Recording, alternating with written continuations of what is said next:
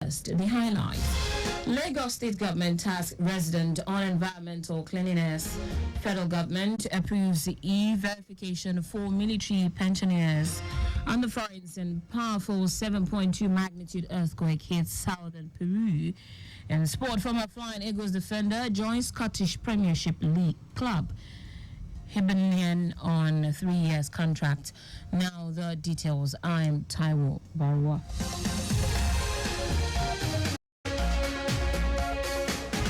Lagos State Government has urged residents to continue to keep their environments clean while imbibing good environmental sanitation and hygiene practices. Permanent Secretary, Office of Environmental Services, Omobolaji Gaji, made the assertion at the maiden celebration of National Environmental Sanitation Day, NESD, and the second quarterly community sanitation cleanup exercise of Ministry of the Environment and Water Resources held at Ojodu local government area. Gaji said it is necessary to prevent the occurrence and spread of not only cholera but also other sanitation-related diseases.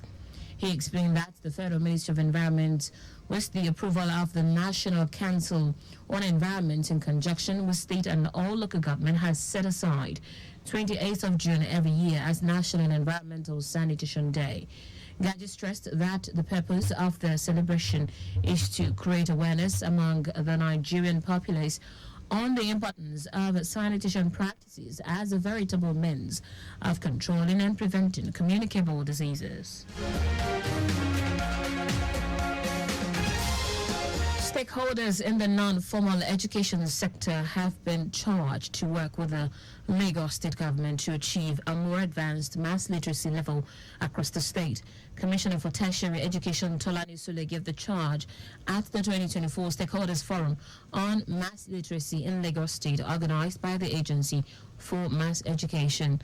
Sule, who was represented by the Director of Admin and Human Resources in the Ministry, Fadik Belluati, also commended the agency for its achievement so far, urging its management not to relent in putting Lagos on the map through mass literacy. On her part, the Director of Lagos State Agency for Mass Education, Oluwakemi Kalesonwo, explained that mass literacy is an aspect of non-formal education that requires the support of government and well-meaning individuals in terms of funding. Kalesonwo, who said the challenge of retention of learners is a reoccurring issue in the sector, noted that the sector in Lagos currently has 32,850 learners as of 2023.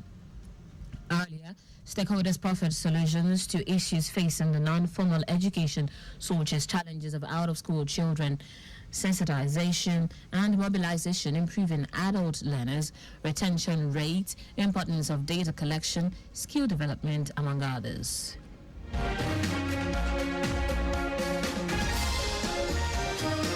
Lagos State Government has empowered 800 widows with the sum of 50,000 naira each. The beneficiaries were drawn from various non-governmental organizations, faith-based societies, the state social register, political and vulnerable groups. Commissioner for Women Affairs and Poverty Alleviation, WAPA, Cecilia Dada, stated this at a media parley to commemorate the 2024 International Widows' Day, with the theme accelerating the achievement of gender equality with emphasis on strengthening land and property rights, held at the conference room of the ministry.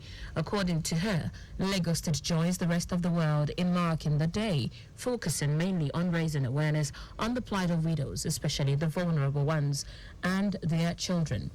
Dada noted that the state government will always push for policies and programs to get it at self-reliance and economic growth that will alleviate the tension of widowhood and stabilize their situations.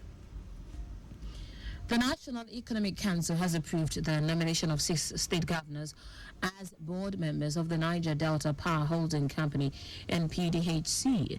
The governors representing the 6 geopolitical zones are Hope Uzodinma of Imo State, Babangana Zulum of Borno, Diko Rada Katina Abiodun Yebanji Ekiti, Umo Eno of Akwa Ibom, and Kwara State Governor and Chairman of the Nigerian Governors Forum, Abdulrahman Abdul Razak.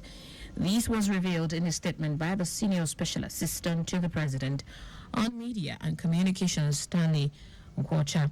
The Council emphasized the significance of NDPHC to the nation's economic development.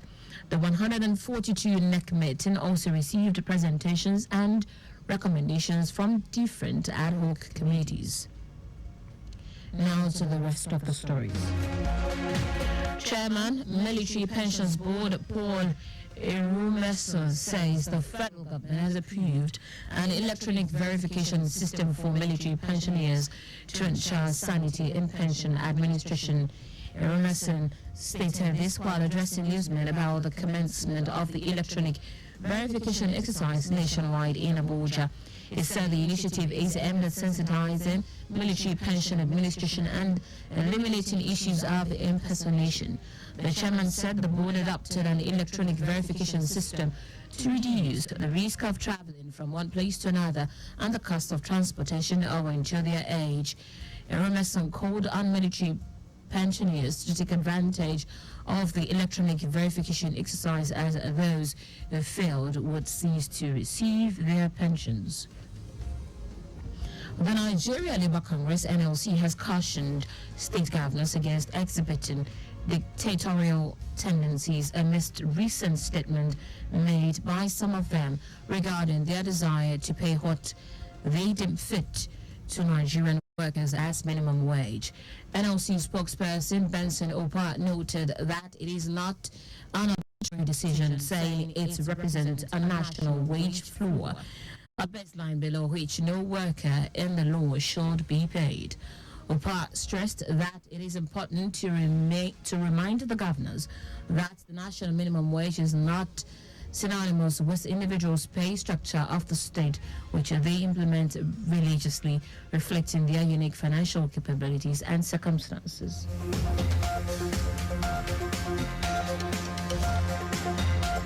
In fine news, at least 8 people have been injured after a powerful 7.2 magnitude earthquake struck off the coast of southern Peru overnight.